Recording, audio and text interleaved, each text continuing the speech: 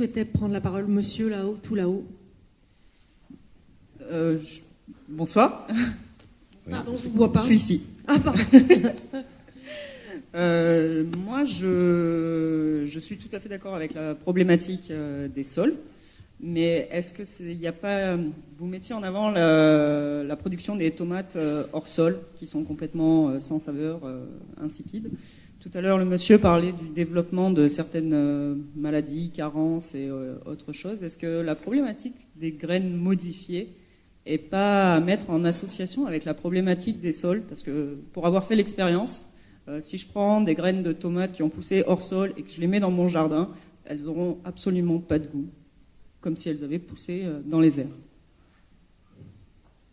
Alors ça, c'est intéressant comme expérience, je ne l'avais pas fait, donc c'est intéressant. Mais je suis curieuse. Prendre de la graine de tomate hors sol, la mettre dans le jardin et voir, et ça perd complètement son goût. Donc ça voudrait... jamais essayé ça. On n'a jamais essayé ça.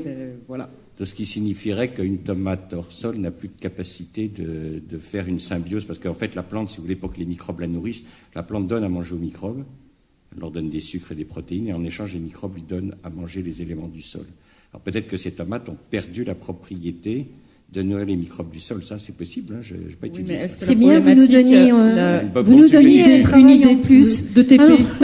Je sponsorise Cocopelli. Je le dis. Voilà. Non, mais c'est même quand j'achète des plants de tomates à une époque, d'autres plants, qui sont des plants modifiés. Hybrides. Oui. Voilà, les hybrides. Je suis désolée, moi je veux bien faire l'effort d'aller à un producteur, lui acheter des fruits et des légumes et faire marcher le commerce local. La problématique, c'est que si c'est pour acheter de toute façon des fruits et des légumes issus de ces plantes hybrides, même si elles ont poussé dans des sols qui sont, je pense, respectés et enrichis de façon biologique, ça n'a pas de goût. Oui, mais d'accord, mais je pense que si vous êtes avec quelqu'un à côté, là c'est pareil pour un vignon, je veux dire, on peut... Quand je dis, parce que des fois les gens nous disent oui mais bon l'agriculteur ou le maraîcher qui est à côté de chez toi ou de chez moi il n'est pas forcément bio, il achète pas forcément des graines soit chez Cocopelli et tout. Je crois il peut pas acheter des graines chez Cocopelli. Oui en fait il peut pas. C'est interdit par la loi. Oui parce que il y a un lobby là aussi. Il y a un lobby, voilà. oui. Mais en fait on peut, je crois on peut avoir une relation, on peut essayer de parler, de dire bon vous n'êtes pas forcément en biologie, je trouve qu'on peut faire changer sur place les gens qui sont pas forcément si on peut acheter à proximité, même si au départ ils sont pas en biologie, ils sont pas comme on veut, ils utilisent certaines tomates, je trouve que on peut peut-être aussi les aider à changer et à leur dire ça va pas forcément. Mais là je suis quand même très étonnée parce que quand même nous, on travaille avec des maraîchers qui sont obligés d'acheter leurs semences, leurs graines de tomates ou de carottes et tout. Et on n'a pas du tout...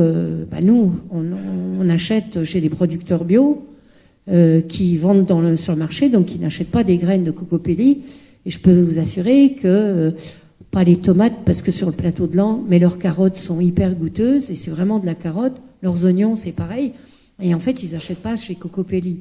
Donc, je suis un peu surprise de ce que vous dites par rapport aux graines. Est-ce que les oignons, il y a eu un passage par Monsanto ou des choses comme ça? Carottes Je ne sais pas salade. quelles sont les graines qui sont passées en mode catalogue. De toute façon, il y a un moment, il faut rentrer en résistance. Il ne faut pas seulement s'indigner. Maintenant, on est au stade de rentrer en résistance.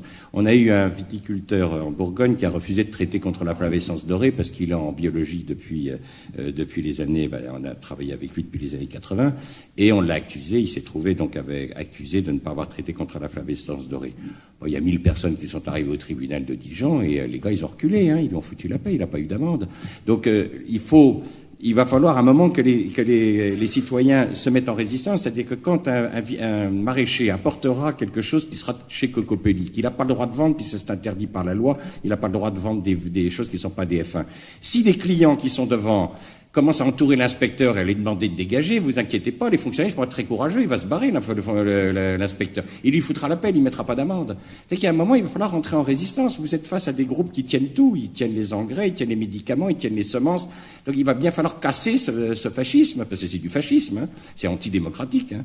Nous, pour le moment, heureusement, en Europe, on a refusé les OGM, mais nous, on travaille en Amérique du Sud, où il y a les OGM. C'est l'horreur totale, hein. Les types, ils sont maintenant à 12 litres de glyphosate hectare avec les sojas résistants aux OGM. Je vous dis pas les niveaux de cancer qu'il y a chez les gamins quand ils passent en avion au-dessus des écoles. Ils passent un passage tous les mois, hein, de glyphosate à 1 litre à chaque fois, hein, 12 litres de glyphosate à l'hectare. Donc il va bien falloir aussi qu'on se batte. On ne peut pas rester mou comme les États-Unis, qui eux ont baissé culotte et votent Trump, hein. Il faut aussi qu'on se mette en résistance.